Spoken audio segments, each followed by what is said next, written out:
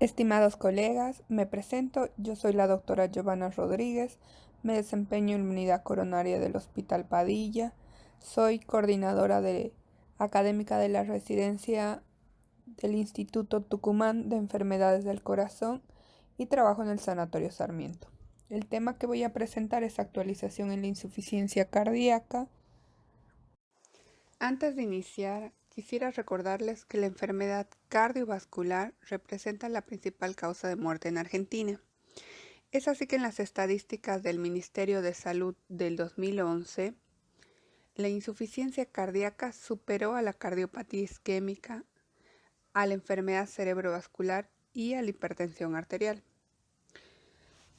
Cabe recordar que es un escenario muy complejo el de la insuficiencia cardíaca aguda. Es más, ponen en peligro la vida del paciente y habitualmente requiere hospitalización y tratamiento de forma urgente. Es por eso que vamos a dar prioridad a lo que es la insuficiencia cardíaca aguda. En cuanto a la definición, tenemos que la insuficiencia cardíaca es la incapacidad del corazón de aportar oxígeno a los tejidos para cubrir los requerimientos metabólicos. Esto va a ser a pesar de tener una adecuada presión de llenado o a la capacidad de hacer un aumento anormal de las presiones de llenado. Esta dificultad radica en que es una entidad que incluye un amplio espectro de cuadros clínicos diferentes, entre los cuales tenemos la insuficiencia cardíaca aguda que se puede desarrollar en una persona que no tuvo previamente insuficiencia cardíaca y la vamos a denominar de nuevo, o en la persona que tiene una insuficiencia cardíaca crónica preexistente que se produce una descompensación, que se puede deber a distintos cuadros, ya sean síndromes coronarios agudos, hipertensión arterial, enfermedad valvular, arritmias, tromboembolismo pulmonar o a causas no cardíacas como puede ser la diabetes, la anemia, la insuficiencia renal, que puede ser causa de la descompensación o contribuir a la fisiopatología de la insuficiencia cardíaca aguda. En cuanto a la fisiopatología, tenemos que la insuficiencia cardíaca aguda es un síndrome clínico complejo, multifactorial, con cambios mecánicos, hemodinámicos, neurohormonales que se desarrollan o revierten dependiendo de la causa subyacente, del deterioro del ventrículo izquierdo, así como de la enfermedad cardiovascular preexistente. Voy a tratar de explicarles a través de este cuadro, donde vemos que existe una anoxia, ya sea un infarto agudo de miocardio, un desajuste cronotrópico, arritmias, crisis hipertensiva, que eso lleva a un deterioro crítico del ventrículo izquierdo. Como ven, eso altera el gasto cardíaco, que puede ser activación del sistema nervioso simpático, produce taquicardia tratando de mantener ese gasto, que eso produce un aumento en el consumo de oxígeno miocárdico, que al estar tan rápido el corazón disminuye la diástole, al disminuir la diástole disminuye la perfusión miocárdica. Eso lleva a un aumento de las presiones de llenado, tensión de pared, ese gasto cardíaco bajo lleva a una hipotensión, la hipotensión lleva a una hipoperfusión, liberación de radicales libres, la acidosis. Este gasto cardíaco bajo activa los sistemas neuroendocrinos, el sistema renina-angiotensina-aldosterona, la hormona antidiurética, que tratan de mantener la homeostasis. Entonces, hasta aquí tenemos los pacientes agudos, el organismo se activa, trata de acomodar todo. Ahora, en el recuadro de la derecha, el recuadro azul, podemos ver que una vez activados estos sistemas, cuando se perpetúan en el tiempo, que a un principio son adaptativos buenos, se producen en un mal adaptativo. Y eso produce con el tiempo progresión de la enfermedad, progresión de los síntomas, daños secundarios, sigue aumentando el estrés oxidativo, se activan los sistemas inflamatorios, se produce cambios como la hipertrofia. La misma hipertrofia sostenida en el tiempo produce remodelado, isquemia, fibrosis. Esa fibrosis va a llevar a que se produzcan arritmias y así se empieza un círculo vicioso. Esa misma fibrosis, la apoptosis se activa, hay necrosis, todo eso lleva al remodelado cardíaco y es así que progresan los pacientes, se dilata el corazón y conocemos a los pacientes en falla cardíaca descompensada, aquellos dilatados crónicos que tienen todos los criterios de Framingham, que cuando uno los ve es 100% sensible y puede ser el diagnóstico, que no presentan todos los pacientes porque vemos en la parte aguda en otros cuadros como se puede ver cuando está el equilibrio entre todas estas sustancias ya celulares, no se ve nada, que son aquellos pacientes en los que uno ve prácticamente la punta del iceberg. Dada la diversidad de las formas de presentación clínica con varios mecanismos diferentes, junto con un sustrato, que es fundamental el gatillo, que puede ser la hipertensión, los infartos, las arritmias, entre otros, y mecanismos que lo amplifican, como vemos en el recuadro. En el miocardio, la disfunción diastólica que se presenta en todos los pacientes y en la mitad de los pacientes se presenta la disfunción sistólica. De manera que se prefiere hablar de insuficiencia cardíaca con fracción de eyección preservada, con fracción de eyección deteriorada, y en los últimos años se está viendo la fracción de eyección intermedia, incluso la fracción de eyección recuperada en aquellos pacientes que presentaban disfunción diastólica deteriorada, que con varios tratamientos que ya lo vamos a ver más adelante han ido recuperando. En cuanto a la parte renal, como se ve en el cuadro, se produce una retención de agua y sodio. La interacción corazón-pulmón ha llevado que en los últimos años se estudie este síndrome cardiorrenal, que según la clasificación de Ronco tiene 5 tipos, en donde la falla cardíaca aguda lleva a una falla renal aguda, que es el tipo 1. El tipo 2, en donde una falla cardíaca crónica lleva a una falla crónica del riñón. Entran los renocardíacos, donde el tipo 3 es una falla renal aguda, lleva a una falla cardíaca aguda, y el tipo 4, donde una falla renal crónica lleva a una falla cardíaca. Y el tipo 5, donde ambos son un target de una enfermedad sistémica, donde falla el sistema que lleva a una falla renal y cardíaca, como puede ser el lupus, la amiloidosis, la sepsis, entre otros. En cuanto a la parte vascular, se está estudiando, como podemos ver en el recuadro blanco, en donde existe una disfunción endotelial que lleva a la disfunción de otros órganos. El aumento de las resistencias vasculares produce procesos bioquímicos secundarios al gatillo que nos dan a entender la teoría inflamatoria. La teoría inflamatoria sistémica, donde se inflama todo, se enferma todo, donde a nivel pulmonar la disfunción del endotelio de la arteria pulmonar lleva a una hipertensión pulmonar, que es un marcador de pronóstico y de mala evolución. A nivel coronario, la ruptura de placa que es llevado por una disfunción endotelial, que lleva al infarto de miocardio, la hipertensión, que lleva a la hipertrofia, disfunción diastólica y entre otros. Es así como podemos explicar que un paciente con fracción de eyección preservada puede presentar fatiga y cansancio. Las causas son muchas, las razones son procesos bioquímicos inflamatorios, en donde se habla de una endotelitis aguda, donde las infecciones más un endotelio disfuncionante llevan a un desajuste de la poscarga y de la contractilidad. Es así que podemos explicar el edema agudo de pulmón si no hay una disfunción sistólica, pero hay un aumento de la poscarga que se inicia en la periferia por componentes vasculares.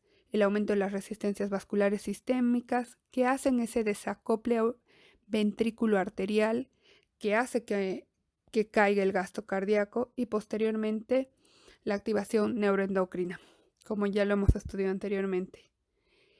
En estos pacientes el compromiso miocárdico previo no existe, así que bueno, eso explicaría muchas cosas. También en los pacientes que sí tienen disfunción sistólica, que tienen un corazón dilatado, explicaría por qué usamos las vacunas y prevenimos las infecciones, de por qué una infección urinaria puede llevar a la descompensación, entre otras cosas. A nivel venoso, el estrés vascular, la vasoconstricción de las venas del lecho esplácnico, donde se encuentra la mayor cantidad del volumen, donde se produce esa redistribución que aumenta la presión en el ventrículo derecho y hace una vía retrógrada. El drenaje venoso coronario aumenta y se produce la congestión. Y bueno, la activación neuroendocrina, que ya la habíamos visto anteriormente, donde se produce la activación de estos sistemas que se perpetúan en el tiempo, y es donde vamos a guiar el tratamiento. En cuanto a la clasificación, según las formas clínicas de presentación, la insuficiencia cardíaca aguda puede clasificarse en insuficiencia cardíaca aguda de novo, esta que tiene su fenotipo vascular, donde se produce un predominio de aumento de las resistencias periféricas en presencia o no de disfunción sistólica, y un fenotipo miocárdica, donde se produce un deterioro contráctil agudo secundario a una noxa, ya sea miocarditis, eventos coronarios u otros, que pueden ser transitorios o definitivos. Y la insuficiencia cardíaca crónica descompensada, que es en aquella en la que se produce una progresión de la enfermedad con formas clínicas menos graves, puede ser el edema agudo de pulmón o el shock cardiogénico, que es la forma más grave. Para hacer el diagnóstico vamos a revisar la clasificación de Forrester, en la cual correlaciono datos hemodinámicos y datos clínicos tras la colocación de un catéter de Swan-Ganz en pacientes post-infarto. Como pueden ver en la imagen, él hizo una división de 4 cuadrantes, tomando como punto de corte la presión capilar pulmonar de 18 y un índice cardíaco de 2.2. Tomar en cuenta que estos pacientes eran post-infarto, los cuales tienen valores aumentados debido a que tienen una presión de fin de diástole mayor y un corazón rígido. Como se puede ver en la imagen, tenemos que el primer cuadrante es un cuadrante normal porque son pacientes que no están congestivos y no están hipoperfundidos. A diferencia de los pacientes que se encuentran en el segundo cuadrante, que son los que típicamente conocemos con falla cardíaca, los cuales están congestivos pero no están hipoperfundidos. En el cuadrante 3, como podemos observar y nos indica shock hipovolémico, son aquellos pacientes que tienen un índice cardíaco bajo, pero que no se encuentran congestivos porque tienen una presión capilar pulmonar menor a 18.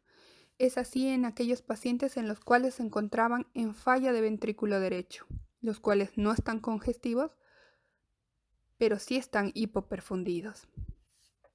En el cuadrante número 4 podemos observar aquellos pacientes en los cuales tienen un índice cardíaco menor a 2.2, donde están hipoperfundidos y también están congestivos. Son aquellos en los cuales se encuentran en shock cardiogénico, que como antiguamente, no se hacía el tratamiento percutáneo y se podía llegar a la peor etapa, que era el shock cardiogénico, que era lo que se llegaba a tratar, que gracias al catéter de Swan-Ganz se logra hacer estos perfiles para ver el diagnóstico de la insuficiencia cardíaca.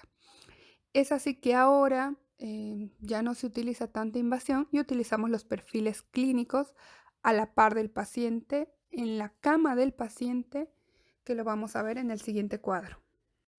En cuanto a la correlación clínica según Stevenson, vamos a ver este cuadro igual con 4 cuadrantes, Vamos a ver los distintos perfiles clínicos según un rápido examen al lado de la cama del paciente. En forma segura vamos a hacer una exploración donde puede lograrse una aproximación del perfil hemodinámico y puede definirse en 4 grupos.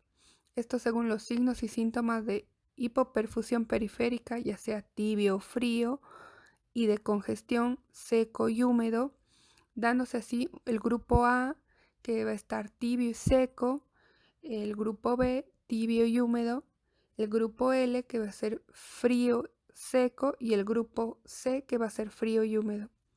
Nos representan una progresión secuencial. ¿Eso qué significa? Que si el paciente está congestivo e hipoperfundido, shock cardiogénico a través del tratamiento, si es que se lo seca demasiado, puede pasar a ser el grupo L, estar seco y frío, todavía hipoperfundido. O pasar al grupo B, estar caliente y continuar húmedo. Dentro de todo esto nos ayuda a hacer el diagnóstico de la insuficiencia cardíaca apoyándonos también en estudios complementarios, y esto también, estos perfiles nos ayudan a tener pronóstico y son útiles para guiar el tratamiento en los pacientes con descompensación, sobre todo en pacientes con insuficiencia cardíaca crónica.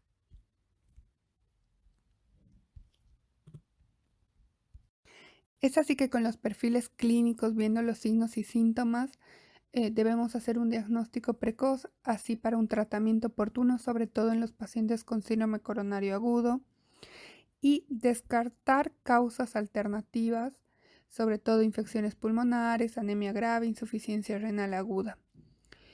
Cabe destacar que necesitamos una historia clínica detallada para ver los antecedentes cardiovasculares de los pacientes, sobre todo en pacientes con insuficiencia cardíaca crónica, hacer el electrocardiograma precoz, la radiografía de tórax, las pruebas de laboratorio y el ecocardiograma.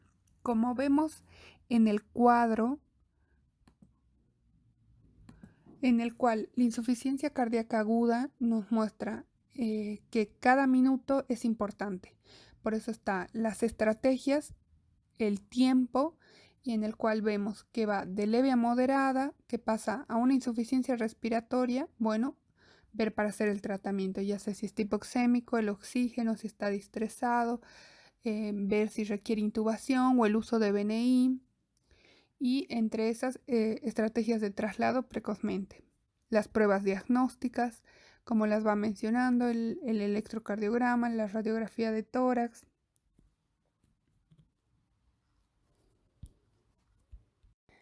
Tenemos también determinación diagnóstica aplicada, otras pruebas para complementar a los perfiles clínicos. Es así que tenemos los péptidos natriuréticos plasmáticos, sobre todo en pacientes con disnea aguda que tengan sospecha de que sea causa no cardíaca, que está como nivel A, clase 1. También están, entre otras recomendaciones, pruebas. Tenemos el electrocardiograma de 12 derivaciones, la radiografía de tórax para evaluar signos de congestión pulmonar, detectar otras enfermedades cardíacas y no cardíacas, determinación de laboratorio.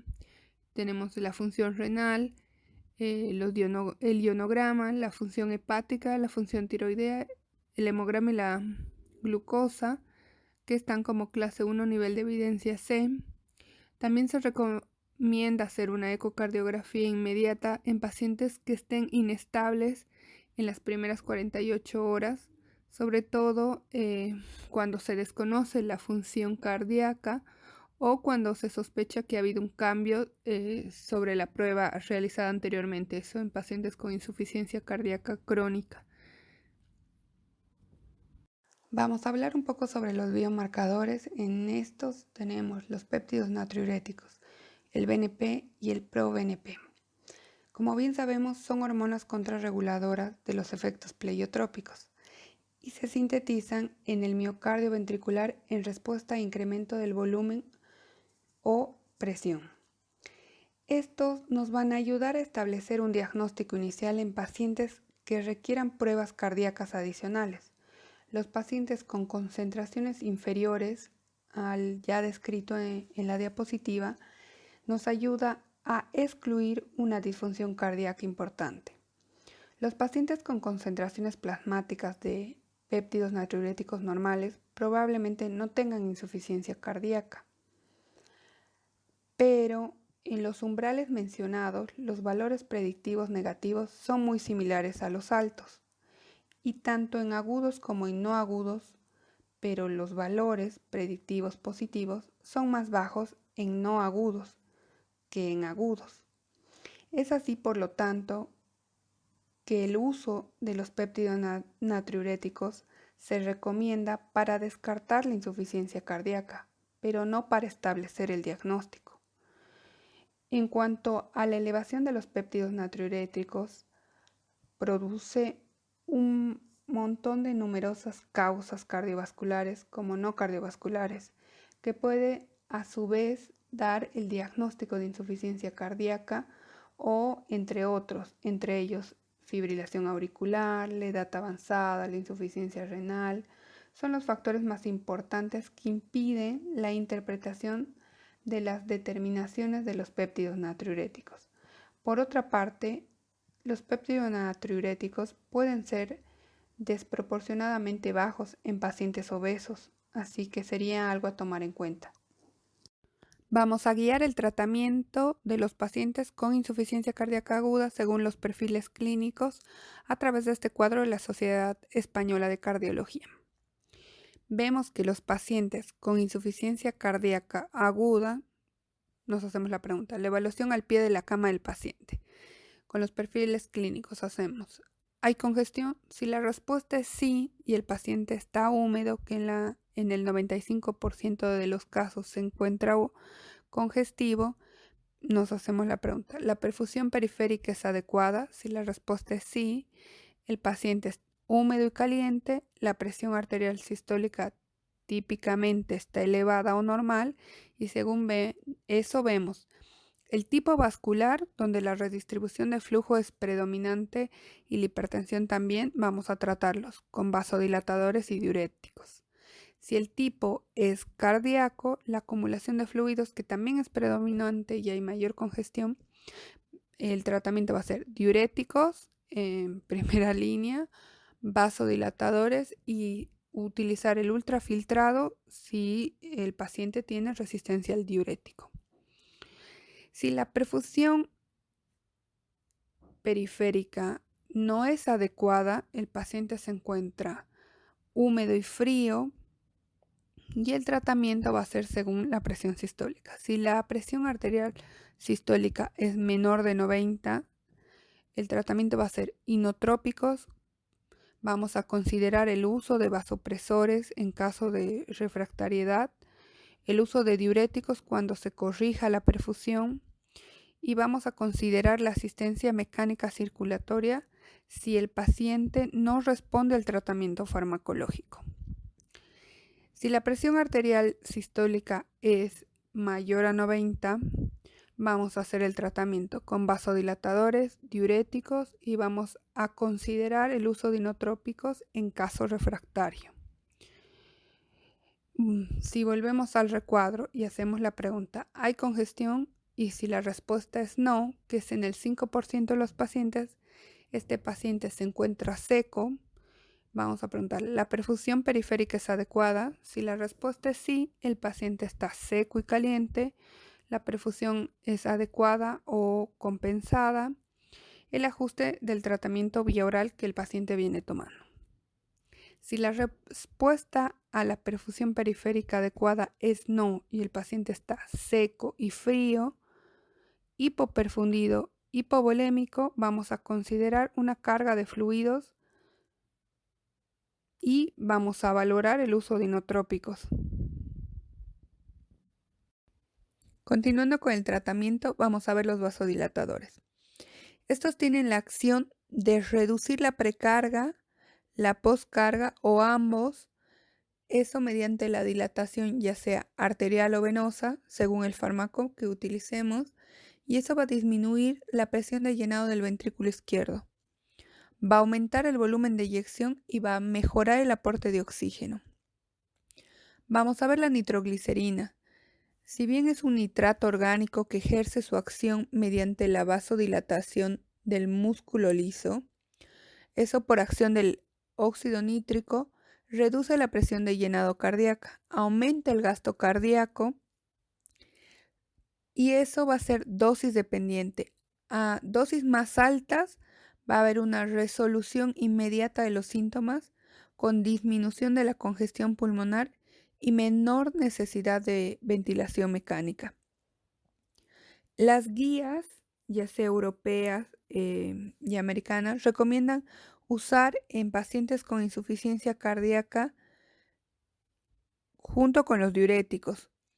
La nitroglicerina es la más utilizada en pacientes con síndrome coronario agudo. Las dosis iniciales van entre 10 y 20 miligramos minuto y eso se puede ir incrementando de forma progresiva hasta que mejoren los síntomas. No debemos superar dosis de 200 miligramos minuto, sino considerar utilizar otro de los fármacos. Continuando con los vasodilatadores, vamos a ver el nitroprusiato. Esto es un vasodilatador mixto, directo, potente, rápido, con acción a los 2 minutos, de instauración prácticamente inmediata. Al ser un vasodilatador arterial y venoso, produce una reducción en la precarga y la poscarga, tanto a nivel vascular sistémico como pulmonar, y tiene un potente efecto hipotensor, por lo que se tiene que titular de forma muy cuidadosa y controlada. Su principal efecto adverso en casos de uso prolongado o de dosis elevada, fundamentalmente asociado con una falla renal, es la acumulación del tiocianato, que genera cuadros de acidosis metabólica. En particular, es útil en cuadros de insuficiencia cardíaca aguda con presión arterial elevada o en pacientes con insuficiencia mitral grave. En casos en los que estos se evidencian objetivamente las resistencias periféricas altas. Dejo el nivel de evidencia en la diapositiva y se requiere su interrupción de forma lenta y su administración debe ser en lo posible controlada. Vamos a seguir con los vasodilatadores. Tenemos al neseritide, que es un péptido natriurético recombinante humano, que a su vez cuando salió era como el boom, teníamos mucha esperanza en cuanto a este fármaco. Pero cabe recalcar que tiene un efecto vasodilatador arterial, venoso, es diurético, natriurético y aparte se podía utilizar en bolos como en infusión continua. Debido a que tiene una vida media tan larga, su efecto hipotensor es prolongado y hay datos controversiales respecto al exceso en mortalidad, toxicidad renal asociada a su uso, por lo que actualmente está siendo reevaluado en nuevos estudios. Durante su uso, la función renal debe ser monitorizada cuidadosamente y la presión arterial limítrofe debe ser de 110 milímetros de mercurio. Se aconseja no utilizarla en bolos inicialmente.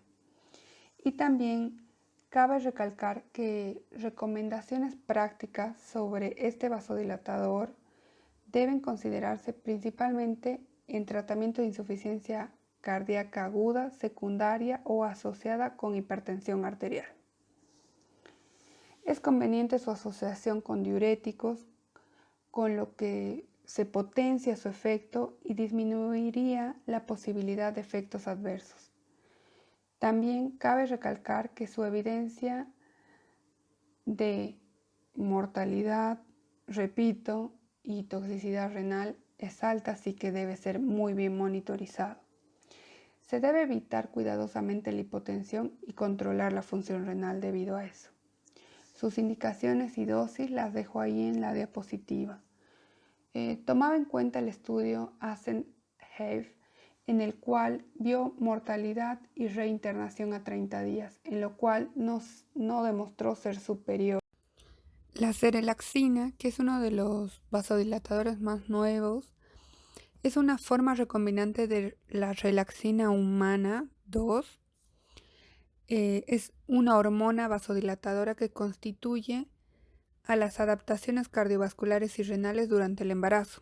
Entonces, como han visto, la han probado en pacientes con insuficiencia cardíaca. Se realizaron estudios en los que se hizo el tratamiento con esta serelaxina, que podría aliviar, o se veía que aliviaba los síntomas y mejoraba el pronóstico en estos pacientes.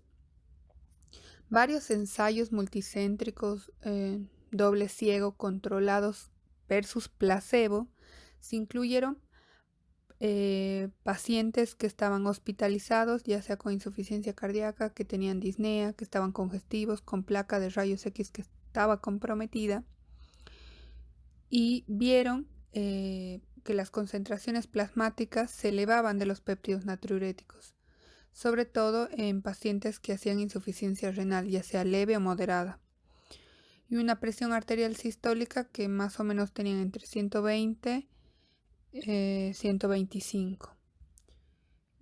Obviamente los pacientes a los que se les dio la serelaxina versus los pacientes que no se les dio, lo único que se vio es que se redujo el empeoramiento de la insuficiencia cardíaca en 5 días. No disminuyó la mortalidad. Los diuréticos siguen siendo la piedra angular en cuanto al tratamiento de la insuficiencia cardíaca aguda. Las guías internacionales actuales consideran que los diuréticos de ASA por vía intravenosa son el tratamiento de primera línea. Dada la mayor biodisponibilidad de los diuréticos cuando se administran por vía intravenosa que por vía oral, se recomienda la administración intravenosa en los pacientes debido a que la diuresis se inicia entre los 30 y 60 minutos tras la administración. De manera similar a lo que ocurre con la morfina, los diuréticos de ASA producen un efecto vasodilatador venoso inicial que reduce la congestión pulmonar antes del inicio de la diuresis. Hay controversias respecto a la relación dosis-respuesta de los diuréticos y a menudo la dosis se inicia y se elige de forma empírica. Las guías recomiendan una dosis inicial de diuréticos intravenosos que iguale o supere a las dosis diarias en pacientes que ya venían con ese tratamiento. En cuanto al análisis del ensayo SCAPE, que demostró que hay un riesgo de mortalidad dependiendo de la dosis del diurético, especialmente con la furosemida, que supere los 30 miligramos día. Este estudio unicéntrico se observó que el cuartil mucho más alto diario de diuréticos, o sea mayor a 160 miligramos, es el que tiene las tasas de más alto riesgo de mortalidad. Al observar los diuréticos podrían causar un empeoramiento de la función renal en dosis altas, con lo consiguiente la mala evolución clínica, el empeoramiento del paciente. Sin embargo, estos datos se vieron influidos en varias variables de la insuficiencia cardíaca avanzada en pacientes aparte con falla renal y comorbilidades, que aumentaron el riesgo individual y una peor evolución. Vamos a hablar un poco de ultrafiltración en insuficiencia cardíaca aguda. Si bien se hicieron varios estudios, entre esos les pongo uno acá en la diapositiva, porque se veía que había mayor pérdida de peso en 48 horas, menos tasa de rehospitalización a 90 días y no diferencias en la creatinina. Bueno, todos estos estudios no pudieron demostrar que sea superior al tratamiento convencional con diuréticos. Es así que la ultrafiltración, si bien permite ajustar los líquidos sin actuar sobre los electrolitos, está indicada en aquellos casos que no respondan a diuréticos. Es así que es indicación clase 2B, nivel de evidencia B, que se puede considerar la ultrafiltración para pacientes con congestión refractarios que no respondan a tratamiento diurético. Y es clase 2A, nivel de evidencia C, que se debe considerar la terapia de reemplazo renal para pacientes con sobrecarga y falla renal. Después de haber visto la fisiopatología, debemos considerar aquellos pacientes los cuales ya vienen tomando medicación para la insuficiencia cardíaca, sobre todo aquellos pacientes crónicos en los cuales es necesario mantener los inhibidores de la enzima convertidora de la angiotensina, los agonistas de los receptores de la angiotensina, los agonistas de los receptores de la angiotensina asociados a inhibidores de la enzima de neprilicina, así como los betabloqueantes, siempre y cuando nos permita la función renal, la presión arterial y la frecuencia cardíaca. Caso contrario, se debe suspender. Considerar también que actualmente se están viendo nuevos fármacos, así como los inhibidores de la SGLT2, que tenemos la dapaglifosina, que está mostrando muchos beneficios tanto en pacientes con diabetes como sin diabetes. Incluso se está considerando añadirlo a las guías europeas para el 2021. Vamos a ver el tratamiento en pacientes en estadio C, aquellos pacientes que se encuentran húmedos y fríos. Vamos a ver el uso de los inotrópicos. Los inotrópicos tienen indicaciones acortadas en el tratamiento de la insuficiencia cardíaca descompensada. Deben utilizarse por periodos cortos hasta la recuperación del paciente del cuadro hemodinámico que motivó su uso. La indicación apenas en el 20% de los casos, y estos además tienen indicaciones precisas. Pacientes en shock cardiogénico, pacientes refractarios al tratamiento inicial como puente al uso de dispositivos de asistencia ventricular o trasplante, deterioro renal progresivo, internación por insuficiencia cardíaca que estén cursando además causas extracardíacas.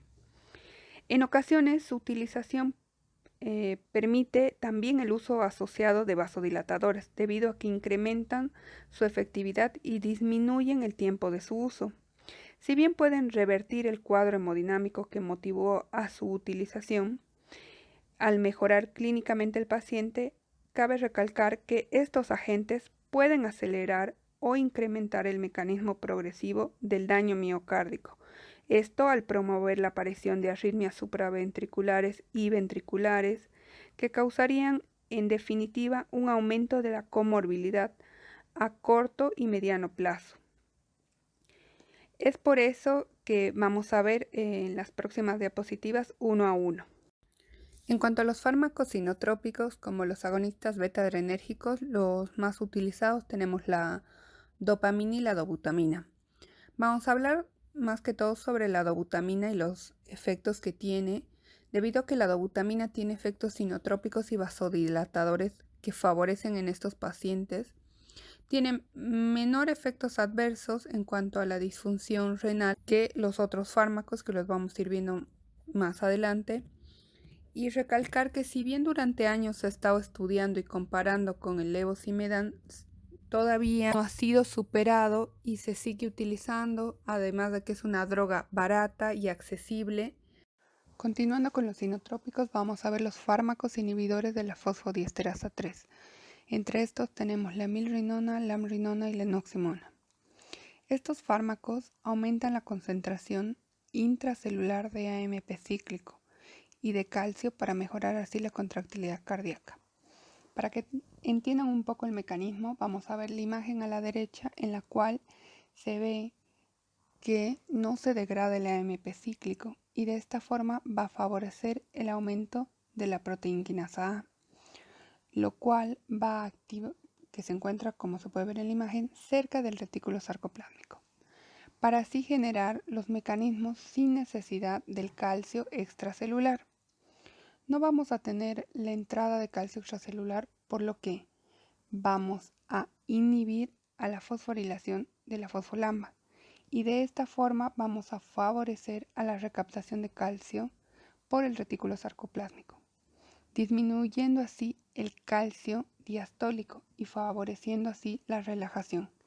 Y de esta forma vamos a tener más calcio para la próxima contracción y vamos a favorecer de la misma forma a la liberación del retículo sarcoplásmico para la contracción posterior.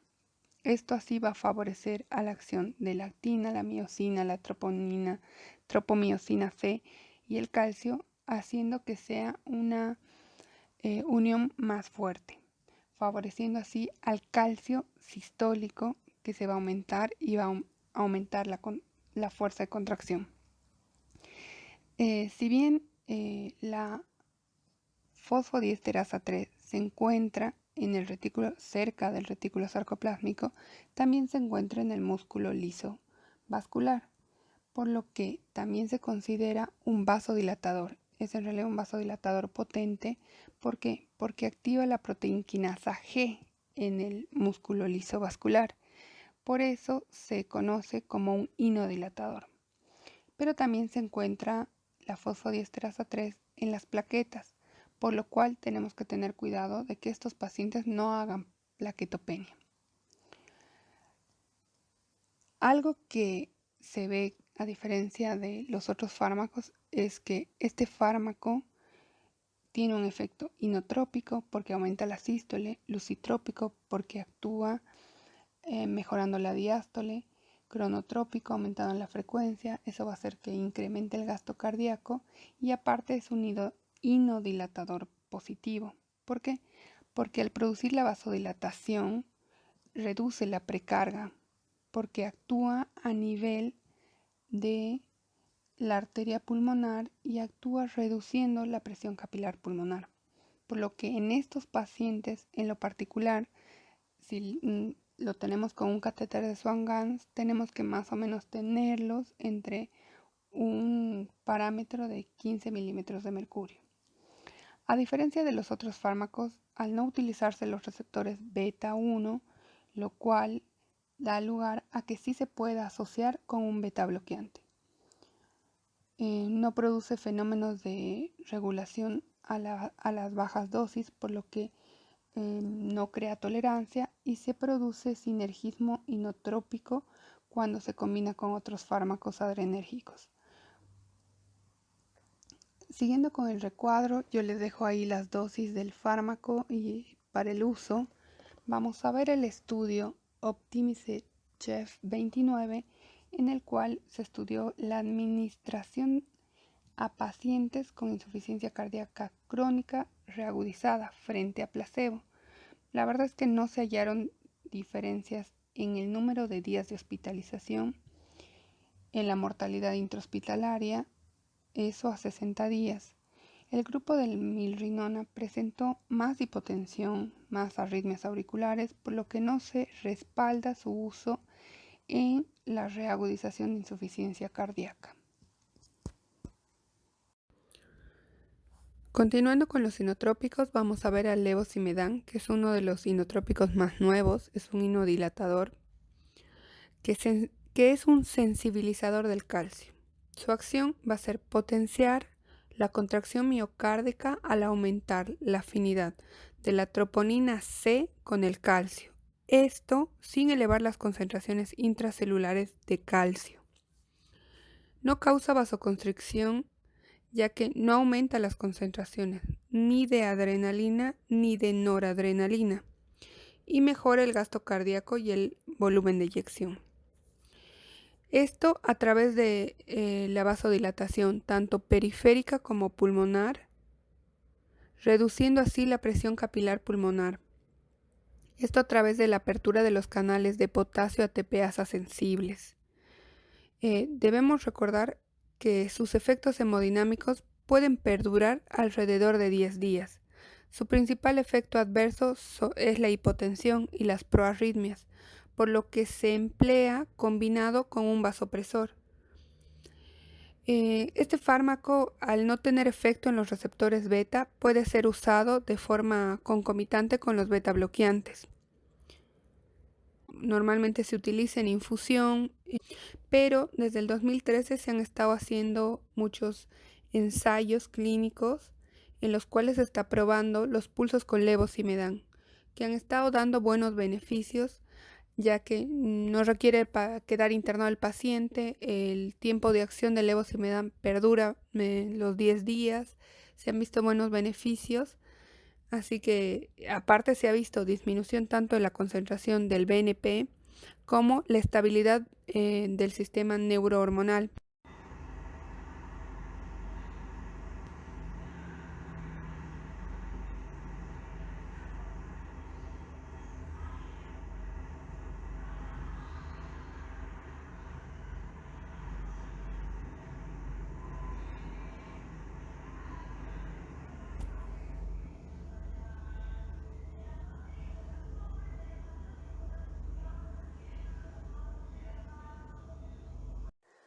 Continuando con los pacientes con insuficiencia cardíaca aguda en shock cardiogénico, vamos a ver el tratamiento con asistencias mecánicas circulatorias.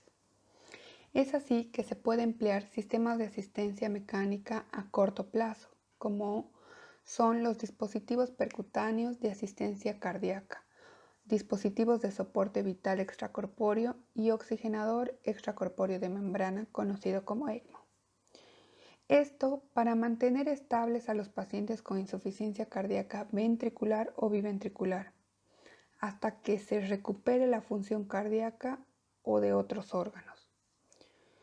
Cabe recalcar que normalmente el uso de estos dispositivos está limitado entre días o semanas y se puede utilizar como puente a la decisión para pacientes con insuficiencia cardíaca aguda de rápido deterioro o shock cardiogénico para estabilizar los parámetros hemodinámicos, recuperar así la función de órganos vitales y ganar tiempo para la evaluación de posible trasplante o de un dispositivo de asistencia mecánica circulatoria más permanente.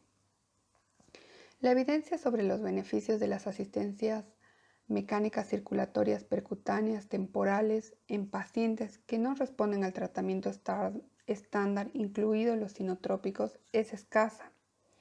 Es así que varios metaanálisis, incluso estudios, entre ellos el estudio PROTECT 2, no hubo diferencia de la evidencia de complicaciones adversas durante los 30 días entre los pacientes con asistencias mecánicas circulatorias y un dispositivo de asistencia hemodinámica. Es así que en base a estos resultados no se puede recomendar una asistencia mecánica circulatoria percutánea como tratamiento de eficacia probada en pacientes en shock cardiogénico agudo, pero para pacientes seleccionados sí nos puede servir como un puente al tratamiento definitivo. Es así que en algunas ocasiones será necesario tomar la decisión de retirar incluso la asistencia mecánica circulatoria, sobre todo en pacientes que no tengan la capacidad de recuperar la función cardíaca, que no sean candidatos a una asistencia mecánica circulatoria más duradera o incluso que no se pueda realizar el trasplante. Es así que, yo les dejo esta tablita donde se ve la clasificación de pacientes con insuficiencia cardíaca avanzada, los distintos dispositivos que se pueden emplear en base a la clase funcional y la supervivencia a un año. Continuando con el tema, vamos a hablar un poco sobre insuficiencia cardíaca y COVID-19. La presencia de insuficiencia cardíaca en los pacientes con COVID-19 es frecuente, como bien sabemos todos, tanto sea esta una comorbilidad presente en el paciente infectado o como un producto del cuadro infeccioso subyacente. En todos los casos es claramente un factor de peor pronóstico, por lo cual se están haciendo estudios en los cuales, se ha visto que francamente es superior en aquellos que tuvieron peor evolución, por lo que no se pudo definir si la causa fue la descompensación del cuadro preexistente o bien una nueva miocardiopatía, ya sea esta causada por el virus.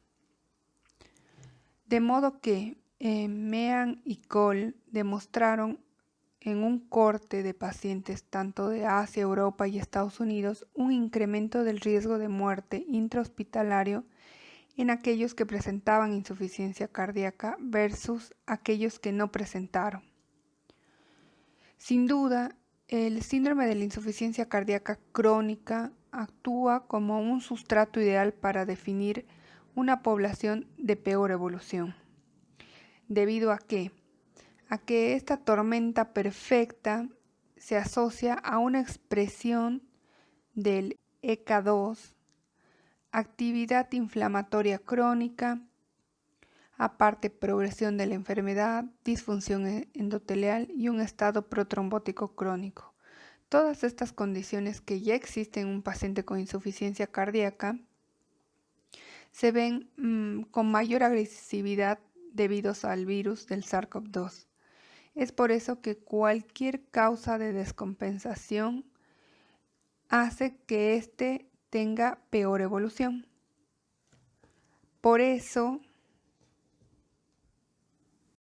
concluyendo con insuficiencia cardíaca y COVID-19, vamos a ver un poco sobre el daño cardiovascular post-COVID. Si bien no hay estudios actualmente terminados exactamente sobre insuficiencia cardíaca en pacientes post-COVID, se ha visto que la enfermedad de COVID-19 se manifiesta por un amplio espectro en su presentación clínica, que va desde la enfermedad asintomática hasta la insuficiencia respiratoria grave, lesión miocárdica y muerte.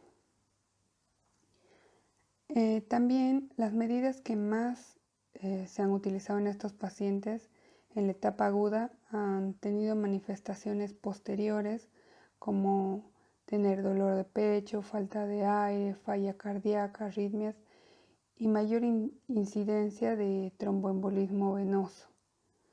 Podrían ser considerados como manifestaciones o secuelas que deberían evaluarse. Su detección o interpretación temprana podría mejorar los resultados a largo plazo. Considerando todos estos datos, sobre todo en estos pacientes tan complejos que son los pacientes en insuficiencia cardíaca, se va a ver o se debería reevaluar más adelante en considerar otros tratamientos que se irá viendo a medida que va pasando la pandemia.